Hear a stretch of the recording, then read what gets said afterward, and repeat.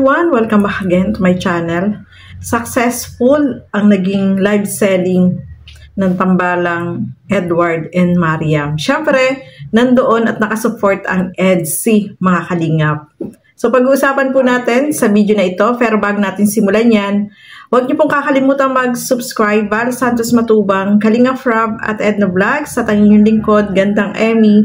Sa mga hindi pa po nakapag-subscribe, please subscribe and please hit the notification bell para lagi po kayong updated sa aking mga ina-upload na mga reaction video.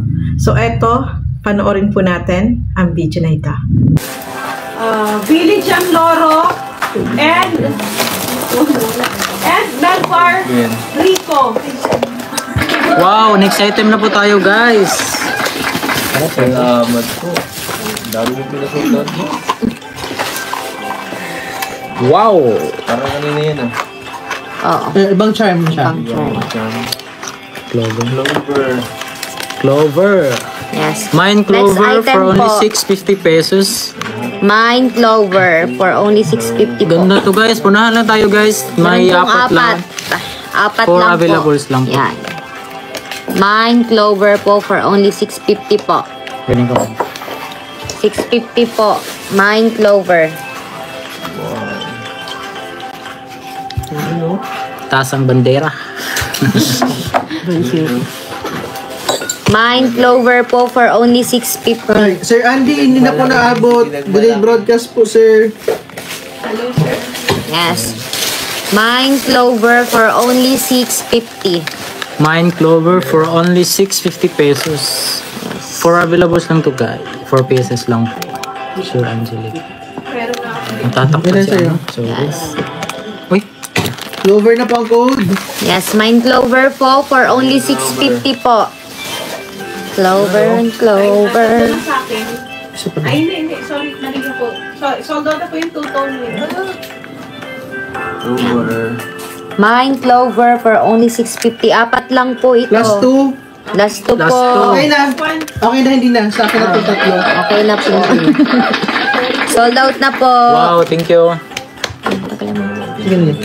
Facebook po, Clover. Janice My Guard. Okay po, sa Whitey Clover. Last item. Yeah. Ano po siya? Necklace sa kapo Mine chain, bracelet. guys, for only 1,750 Yes. pesos. Po. Kakanta. Ano yun? Paano? May rehearsal pa.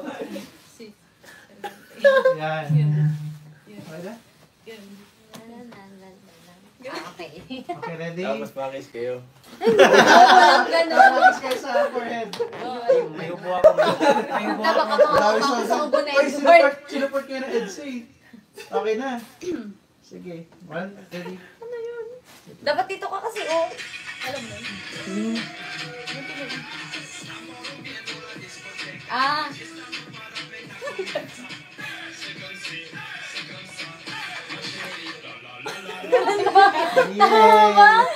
Okay na yun. Okay na? Ayos. Okay, okay na. My word.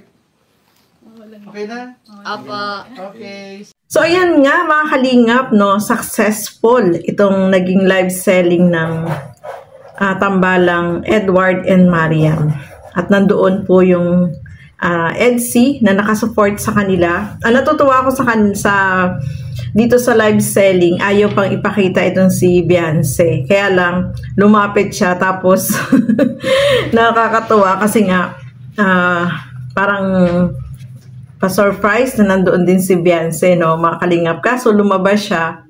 Kaya, ayun, nakita rin, syempre, marami agad yung nakakita sa kanya. Sabi, konti pa lang daw yung nakakita. Pero, nakakatuwa lang, no. Sobrang saya, sobra yung kulitan po nila dyan, mga kalingap. At natutuwa ako sa mga, nababasa ko mga comment kasi masaya sila na nandoon ang EDC, mga kalingap, habang nagla-live selling itong tambalang Edward and Mariam, no, mga kalingap. Kaya, sold out din yung kanilang mga items na sa live selling ay talagang na-sold out, no, mga kalingap. So, nakakatuwa. Sobrang masaya tayo dahil yung support, syempre, ng mga nagmamine, no, dito kasi meron din mga high-end na mga jewelry na inano doon, mga kalingap, at sobrang marami din yung nag-support at bumili ng produkto ng mga items na yon. At yung Tambalang Etsy talaga ay syempre nakasupport dito sa dalawa, no, mga kalingap. So okay po yun kasi syempre alam naman natin na maraming nagsusupport dito sa Etsy, kaya talagang yung kanilang product ay yung ni-live selling nila doon ay talagang na-sold out, no, mga kalingap. At sobrang kulitan, ang saya. Tapos sa bandang huli, sobrang nakakatuwa kasi meron pa silang TikTok. So, panoorin po natin yung TikTok nila, mga kalingap. At sobrang nakakatuwa, no, kasi kada merong live selling, meron silang pinapakita na pa-surprise sa mga viewer na sobrang inaabangan din ng lahat, syempre, no, mga kalingap. So, nakakatuwa kasi talagang yung support, solido yung pag-suporta dito sa mga live selling ng Velvet Box, no, mga kalingap. At, ayan, sold out lahat ng mga items. At isa pa dito, mga kalingap, napansin nyo po ba about dun sa upload ni Kalingap Rab? Kasi na-upload yung Etsy sa Rab Matubang Vlogs ay na-erase po, na-delete na, hindi ko alam ano nangyari. Pero dapat yung part 80 ay doon dapat yun sa ano, no? Sa main channel ni Kalingap Rab, baka nagkamali lang ng upload na i-upload doon. Kaya siguro dinilit kasi dapat doon yun sa main channel i-upload yung video na yon, no? Although marami na din po nakapanood noon, mga kalingap, ako napanood ko na rin yun. Tapos idinilit. So, abangan natin yung part 80 ng Etsy, no, mga kalingap. Kasi, yun nga, idinilit, hindi natin alam, o siguro nagkamali ng upload, doon na-upload sa isang channel, na dapat doon sa main channel, dapat yun, may i-upload, no, mga kalingap. So, marami din po ang hindi nakapanood. Swerte lang ako kasi nakapanood ako doon. Napanood ko yung, ano na yun, sa isang channel ni Kalingap Rab. So, marami tayong aabangan, syempre, no? At napanood din natin doon yung sa